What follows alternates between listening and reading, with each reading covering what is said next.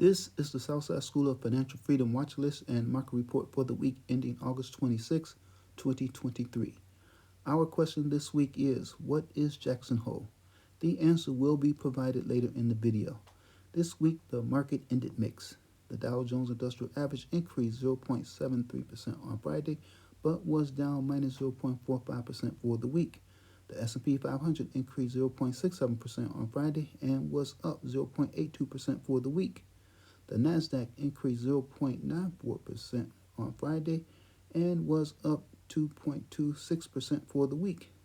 Looking at the week, we can see that there were 9 up finishes versus 6 down finishes for the major indexes. On Monday, the Dow Jones Industrial Average finished down, while the S&P 500 and the Nasdaq finished up. On Tuesday, the Dow Jones Industrial Average and the S&P 500 finished down, while the Nasdaq finished up. On Wednesday, all the major indexes finished up. On Thursday, they all finished down. And on Friday, they all finished up again. New unemployment claims were 230,000. Home sales fell 14.6% in July year over year. Mortgage rates topped 7.48%, the highest rate since 2000. Mortgage demand dropped to a 28-year low. And Fed Chairman Jerome Powell stated inflation was too high and suggested that the Fed was prepared to raise rates further. New unemployment claims, home sales falling 14.6% year over year, mortgage rates topping 7.48%, mortgage demand dropping to a 28-year low, and the Fed stating that inflation is too high and suggesting that they could further raise interest rates are all news. And news drives the market, good and bad. Day-to-day predictions on whether the market is going to go up or down are virtually impossible because predicting the news is impossible. However, the market is rigged to go up. It does not go up every day or even every week, but the market will generally go up over time. Stock prices move in a random fashion. They go up and down with an upward drift. Now we are at our question of the week. What is Jackson Hole? Jackson Hole is a vacation destination that offers a wide variety of attractions and activities like snowboarding, skiing, hiking, biking, and other activities in Wyoming near the border with Idaho. In economics, however, Jackson Hole refers to the annual economic symposium sponsored by the Federal Reserve Bank of Kansas City. It has been held in Jackson Hole, Wyoming since 1981. Every year, the symposium focuses on important economic issues that face the world. Participants include prominent central bankers and finance ministers, as well as academic luminaries and leading financial market players from around the world. The Federal Reserve Chairman attends the symposium every year and normally delivers a speech at the conclusion of the meeting. And what he says can and does move the market. This year, after the meeting, Federal Reserve Chairman Jerome Powell stated that inflation was still a concern and that the Fed may further raise interest rates. The market initially took a dive after the chairman's remarks, but recovered later in the afternoon. Did the Fed's post-Jackson Hole speech affect your stocks? Or do you own any stocks at all? If not, why not?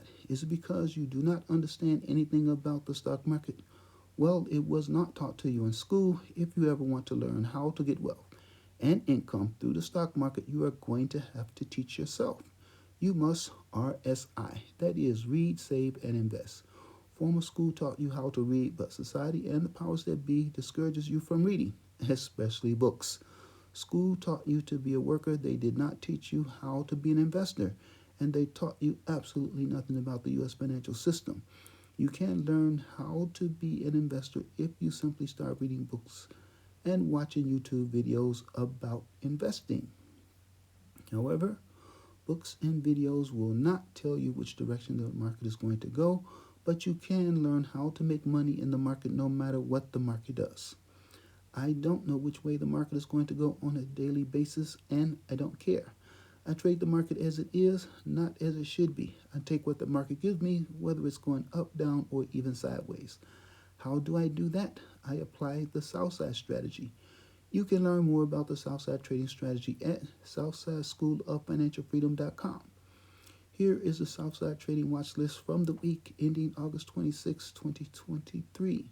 The strongest performer on the list this week was iShares Silver Trust, ticker symbol SLV. It's in the second column. It was up 0.5% on Friday, but increased 6.47% for the week. SLV is an ETF that seeks to reflect at any given time the price of silver owned by the fund at that time, less the fund's expenses and liabilities. Looking at a summary of results, you can see that SLV has increased only 0.91% year to date. I did not trade SLV this week, but I have traded it in the past. Whether a stock goes up or down, you can generate cash flow from it. Whether you own a stock or not, you can still generate cash flow from it using the Southside strategy. The Southside trading strategy involves trading for weekly cash flow, that is, trading for income. SPY is shown at the bottom of the third column. SPY is the S&P 500 ETF. This is the benchmark I compare my trading performance to. My objective is to beat the S&P 500 index while at the same time generating cash flow. Most professional money managers do not consistently outperform the S&P 500 index. They usually lose and lose badly to the index. Thus, most investors and traders should just invest in or trade a market index fund or ETF like SPY. What do you do? Do you beat the S&P 500 index? Do you have a watch list? What is your investing and or trading strategy? How well do you do against the S&P 500 Index ETF SPY? Let me know in the comments section. Are you willing to share your strategy? The Southside Portfolio Cash Flow System is outperforming the S&P 500 ETF SPY.